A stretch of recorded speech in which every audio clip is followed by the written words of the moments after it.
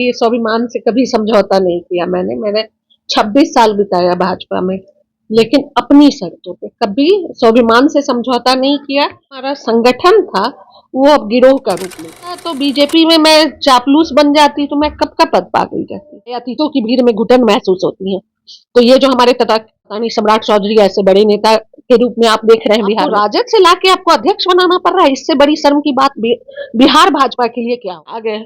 मैं तो सबों को बेनकाब करूंगी वक्त आने पे। अब भाजपा वो भाजपा नहीं रही जो संगठन की बात करती थी, सुचिता की बात करती थी और जो चाल चरित्र चेहरा की बात करती थी। दलालों चाटुकारों से घिरे लोग हैं और अपने को अपने बल पर सरकार बनाए और मुख्यमंत्री हमारे दल को भी अपना ट्रांसफर कराने के लिए पैसा देना। हम संगठन के जो पुराने लोग हैं उन लोग को सम्मान देना सीखिए। मैं वापस नहीं जाऊंगी, मैं मर जाऊंगी लेकिन अब लौट के नहीं जाऊंगी।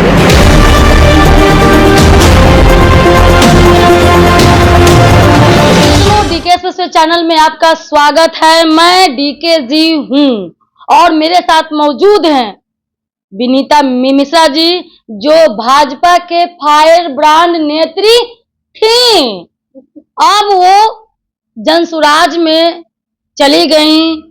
कौन सा ऐसा नक्षत्र आ गया था, क्या परेशानी हो गई थी, क्या रीजन था कि आज की नहीं है धुरंधर जो है नेत्री है भाजपा की थी, लेकिन क्या कारण ऐसा हो गया कि अब इस पड़ाव में उनको अलग जो है, जो अभी नए नए पार्टी जन्म ही लिया है उस पार्टी में वो चली गई। क्या कारण? सबसे पहले मेरे चैनल में आपका स्वागत है मैम। Thank you ma'am. क्या दिक्कत हो गया आपको भाजपा से? इतनी फायर ब्रांड नेत्री है, क्या हो गया मैम? सबसे बड़ी बात है कि स्वाभिमान से कभी समझौता नहीं किया मैंने 26 साल बिताया भाजपा में, लेकिन अपनी शर्तों पे कभी स्वाभिमान से समझौता नहीं किया और किसी से पद मांगने नहीं गई। और इधर के दिनों में जो भाजपा हमारा संगठन था वो अब गिरोह का रूप ले लिया था। तो जब गिरोह में जो जुड़े हुए लोग थे वो अगर पार्टी पे हावी हो रहे थे तो मेरे ऐसे जो पुराने लोग हैं ना, उन लोग की व्यथा स्वाभाविक है। तो कहीं ना कहीं बहुत दर्द था। तो फिर कैसे विश्वास के लिए? सबको तो कहता है प्रशांत किशोर को पैसा किशोर। अब क्या है ये मुझे नहीं पता है, लेकिन कम से कम बिहार की बात करते हैं और बिहार के जो मेन मुद्दे हैं, पलायन है, रोजगार है, शिक्षा है, उस पर बात कर रहे हैं। तो मुझे अच्छा लगा कि कम से कम कोई आदमी है ऐसा जो बिहार की बात कर रहा है। तो बस मैं उनके विजन से प्रभावित हुई हूँ। मुझे पद पाना होता तो बीजेपी में मैं चापलूस बन जाती तो मैं कब का पद पा गई रहती, लेकिन मुझसे ये चापलूसी और चाटुकारिता नहीं हुआ। और गणेश परिक्रमा नहीं अच्छा लगा? नहीं, बिल्कुल नहीं, मैंने कभी किया ही नहीं, कभी नहीं किया। हाँ, ये था कि पुराने होने के नाते एक अपेक्षा जरूर थी कि सम्मानजनक पद मिलेगा। अरे कोई मंत्री विधायक थोड़ा ही बनना था। तो मिल तो रहा था मैम आपका पद मेन कोर कमेटी में? नहीं नहीं नहीं, ऐसा कुछ नहीं है। वहां लोग बोल रहे थे कि उनके पास जाइए, उनके पास जाइए, ये मेरा काम नहीं था और पद के लिए मैं किसी के पास नहीं गई। और दूसरी बात, मैंने फेसबुक पे लिखा था कि आयातीतों की भीड़ में घुटन महसूस होती है। तो ये जो हमारे तथाकथित बड़े नेता हैं, खासकर सम्राट चौधरी, उनको बहुत बुरा लग गया। वो तो 4 दल 5 दल से आए, वो तो सिर्फ पद के लिए आए थे। तो जब आप किसी को आईना दिखाएंगे तो लोगों को तो बुरा लगेगा ही, स्वाभाविक है। वो ऐसे तो नहीं थे कि खुले दिल से उन्होंने संगठन के लिए काम किया हो। भाजपा में ऐसे लोग तो वो थे नहीं।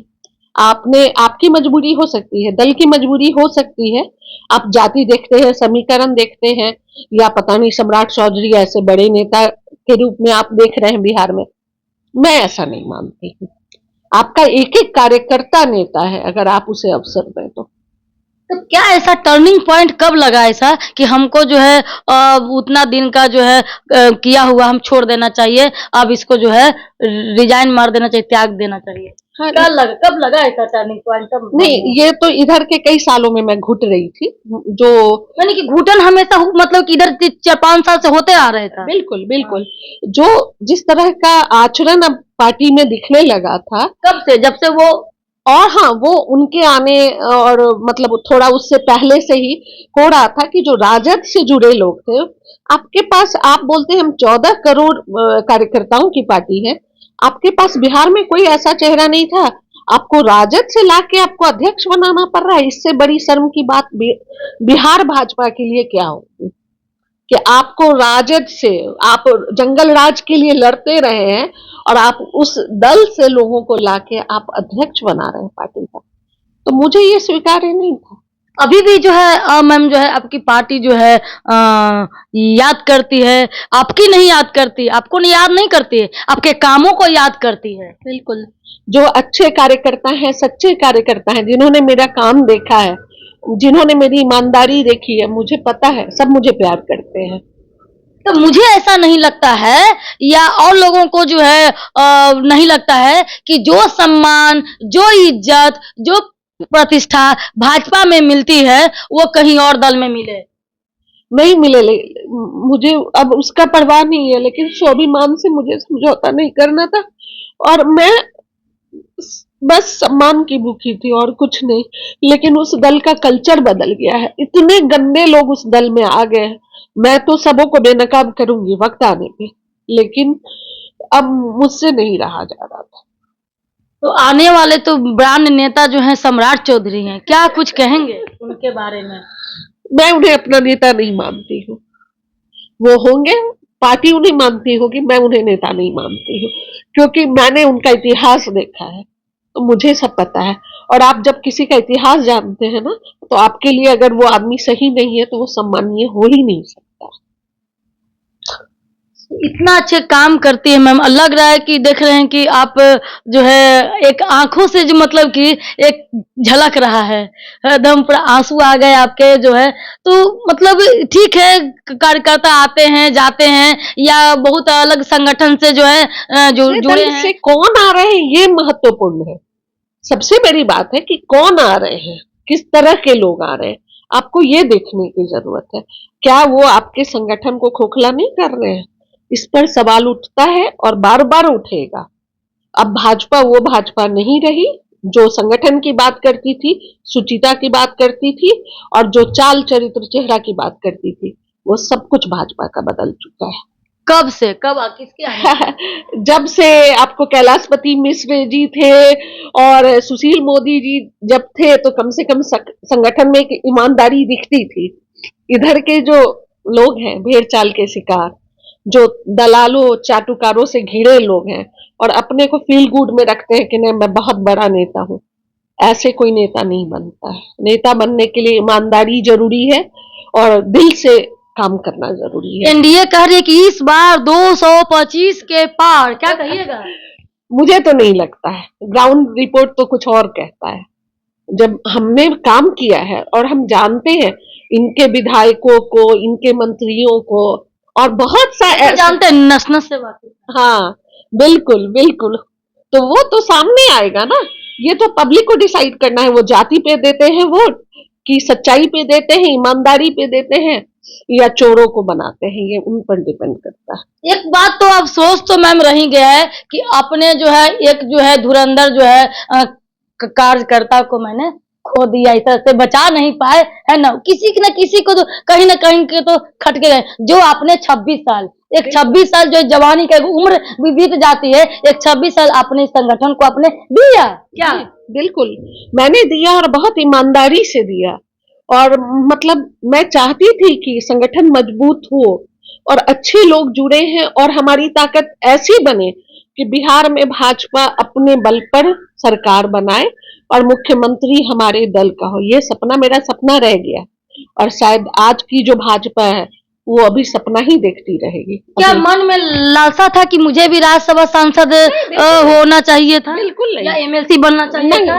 कभी नहीं। क्या आपके दिल में था कि मैं वो पद नहीं लूंगी, मैं दूसरा पद लूंगी? नहीं, कभी पद की लालच वगैरह नहीं, कभी नहीं। ऐसा कुछ मैं इस पद को मिला था मैं नहीं लूंगी, मैं उसके लायक हूँ, मैं राज्यसभा सांसद बन सकती हूँ? नहीं, बिल्कुल नहीं, बिल्कुल नहीं। जो 3 साल 4 साल से आए और राज्यसभा सांसद बन गए। हम 26 साल से हैं तो हम खाली कुछ न नहीं, तो ये सब तो सच्चाई मुझे पता है ना कि कौन कैसे बनता है, तो मैं उस तरह अब जाना नहीं चाहती थी। उस पद की गरिमा ही अब नहीं रह गई। आप अगर आज विधायक और सांसद बने हैं या विधान परिषद सदस्य, आप किस तरह के लोगों को भेज रहे हैं? बालू माफिया, चोर, तो उस तरह के लोग आपके ये बन रहे हैं, तो क्या हमारी इच्छा होगी कि मैं उस पद को पाऊं? कभी लालसा नहीं रही, कभी लालसा नहीं रही। पहले के जमाने के नेता की एक चिट्ठी से काम होता था, और जब आपका नेता ही चोर रहेगा, वो फोन कर दे, वो जाके धमका ले, आपका काम नहीं होगा, क्योंकि आपका जमीन ही खत्म हो चुका है। तो आज की भाजपा ये ऐसा क्या रहा मैम कि राजद के एक छोटा सा नमूना कार्यकर्ता और जब थाना में फोन करता है तो उसका काम हो जाता है, हिकरी पिकरी बंद हो जाती है। लेकिन वही अगर भाजपा के लोग जो नेता तक भी, मेन लीडर भी करते हैं तो फिर टाल मटोल होते रहते हैं। ऐसे क्या कारण हो सकता है? क्योंकि जमीन बिका है ना, जमीन बिका हुआ है ना, सबको पता है। अगर आप ट्रांसफर पोस्टिंग में पैसा लेते हैं, हाँ। आप ये ठेकेदारी में पैसा लेते हैं, आप हर चीज में कमीशन खाते हैं, तो आपको अगला क्यों इज्जत देगा? एक इंस्पेक्टर को भी अपना ट्रांसफर कराने के लिए पैसा देना होता है, वो आपको क्यों इज्जत करेगा? आपकी पार्टी को क्यों इज्जत करेगा? आपने तो ईमान ही बेच लिया है। ईमान बेच लिया है। तो आखिर जो है लोगों को या कार्यकर्ताओं को लास्ट में मेरे चैनल के माध्यम से बीजेपी के हो या एनडीए के हो, क्या सजेशन देना चाहते हैं? अभी भी संभल जाओ, बहुत देर नहीं हुई है, और कम से कम संगठन के जो पुराने लोग हैं उन लोग को सम्मान देना सीखिए। मैं तो अब जीवन में वापस नहीं जाऊंगी, मैं मर जाऊंगी, लेकिन अब लौट के नहीं जाऊंगी, ये तो तय है। लेकिन बाकी जो बचे हैं उनको बचा लीजिए, जो ईमानदार और अच्छे लोग हैं। चलिए मैम, बहुत बहुत मैम धन्यवाद। चलिए देखिए मैम ने इन तमाम बातों को लेकर के, हो सके कि कुछ और बात भी धीरे धीरे करके कोई पद मिले तो कुछ और निकले बात को लेकर के, लेकिन देखिए जिस तरीके से जो है मैम ने कहे हैं कि अभी भी वक्त है, संभल जाइए, नहीं तो फिर बिहार में जो है भाजपा के जो है बखिया उखेड़ जाएगी, और कभी जो है वापस जो सीएम का जो आप सोच रहे हैं तो यूपी वाला सोच कि बिहार में भी योगी राज लाएं तो शायद असंभव हो सकती है। जय हिंद, जय भारत। देखते रहे डीके चैनल में, लाइक शेयर कमेंट सब्सक्राइब करें, तो है तो फॉलो करें।